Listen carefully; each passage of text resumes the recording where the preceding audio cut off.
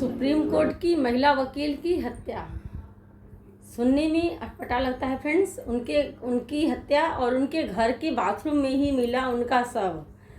तो ऐसे में तो मतलब फ्रेंड्स बाहर वालों के ऊपर शक जाता नहीं है।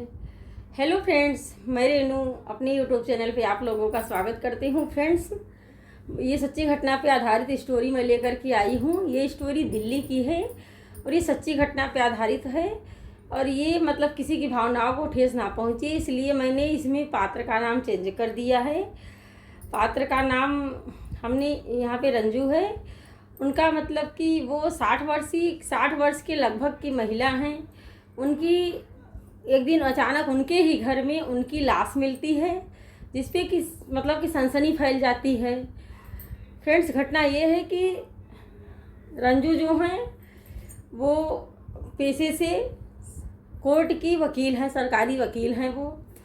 और वो मतलब उनका एक बेटा है और उनके हस्बैंड है। तो उनका बेटा विदेश में रहता है और उनके हस्बैंड और वो दोनों घर में रहते थे साथ में एक दूसरे के। और उन दोनों की आपसी पता नहीं कौन सी आपस में क्या बात बहस होती है, क्या होता है, जिसके के कारण बात उन लोगों की बहुत ज़्यादा बढ़ जाती है। और उनके हस्बैंड उनका तकिए से दबा करके उनके हस्बैंड उनका तकिए से दबा करके गला एकदम घोंट देते हैं। वो तकिए के दबाने से उनकी मौत हो जाती है। तो जैसा कि फ्रेंड्स, जब इस तरीके से उनके पति ये वारदात को पूरा करते हैं और फिर उसके बाद वो उनके शव को बाथरूम में छुपा देते हैं। बाथरूम में छुपा करके और ख़ुद फरार हो जाते हैं। और उसके बाद एक दिन बीतता है, दूसरे दिन जब उनके भाई को मतलब कि जो महिला होती हैं उनके भाई फ़ोन करते हैं अपनी बहन को, तो वो फ़ोन नहीं उठाती हैं। तो फिर वो अपने जीजा को फ़ोन करते हैं, उनके जीजा भी फ़ोन को नहीं उठाते हैं।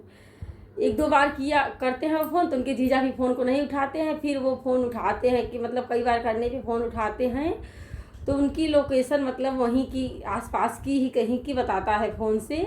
तो फिर उनको शक होता है। तब उनके भाई जब बार बार फ़ोन करते हैं, बात उनकी ढंग से नहीं होती है, तो वो अपनी बहन के रूम पे आ जाते हैं। और वहाँ पे वो मतलब कि देखते हैं कि अंदर लाइट जल रही होती है और गेट खटखटाने पे, बेल बजाने पे अंदर से कोई रिस्पॉन्स नहीं आ रहा होता है।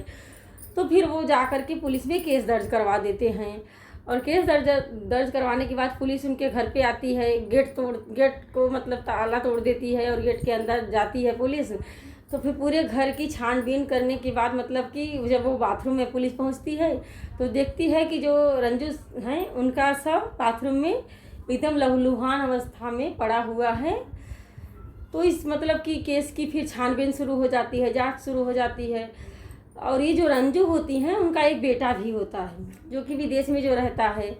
वो उससे उनके पिता की भी नहीं बनती है, बेटे से मतलब कि उसके पिता की नहीं बनती है। बेटा जब भी आता है, बेटा साल में एक बार छुट्टियों में आता है अपने घर, माँ के पास आता है और उनसे उसकी बेटे की और माँ की नहीं बनती है, बेटे की और बाप की नहीं बनती है, सिर्फ वो माँ के लिए ही आता था। तो पता नहीं क्या मतलब कि और ये जो हमारी मेन किरदार हैं रंजू, वो कैंसर पीड़िता भी होती हैं। वो कैंसर पीड़िता भी होती है, उनकी दवा चल रही होती है और अब उनका मतलब कि वो ठीक होने के हालात में होती हैं कि अब ठीक हो जाएंगी। उनके पति से उनसे हर समय बात बहस, अड़ोसी पड़ोसी भी बताते हैं कि उनके पति से पूछताछ में मतलब ये भी पता चलता है कि उनके पति से उनसे कभी नहीं बनती थी। दोनों में रोज़ के रोज़ कुछ न कुछ लड़ाई झगड़े होते रहते थे, जिस पे मतलब कि बात यहाँ तक कैसे पहुँच गई कि उनके पति ने उनका गला घोंट करके हत्या कर दी। और फ्रेंड्स, आप लोग अपने रिश्ते में कम से कम सावधानी बरतें और एक दूसरे की सुरक्षा करें। अगर इस तरीके से एक वकील की जान जा सकती है, एक वकील के साथ ऐसा हो सकता है, तो नॉर्मल इंसान के साथ क्या नहीं हो सकता है। तो इसलिए सुरक्षित रहें, सेफ रहें और अपने घर परिवार की और अपने आस पड़ोस की सबकी सुरक्षा करें और एक दूसरे के लिए सतर्क रहें। और फिर उसके बाद इस तरीके से उनके पति को पुलिस धर लेती है। उनके पति विदेश भागने की कोशिश कर रहे होते हैं और वो पकड़े जाते हैं। फिर उनको पकड़ के पुलिस लेके आती है, छानबीन शुरू हो जाती है।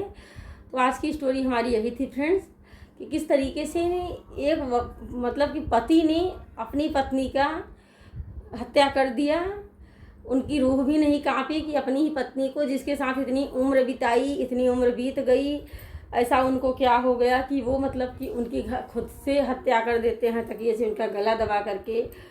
वो कोर्ट की वकील होती हैं। तो मतलब इस तरीके से आप लोग स्टोरी को पूरा सुनिए और कैसा लगा कमेंट करके ज़रूर बताइएगा। तो चलिए हम आगे एक और नई स्टोरी में आपसे मिलेंगे। तब तक के लिए जय श्री राम, जय हिंद, जय भारत।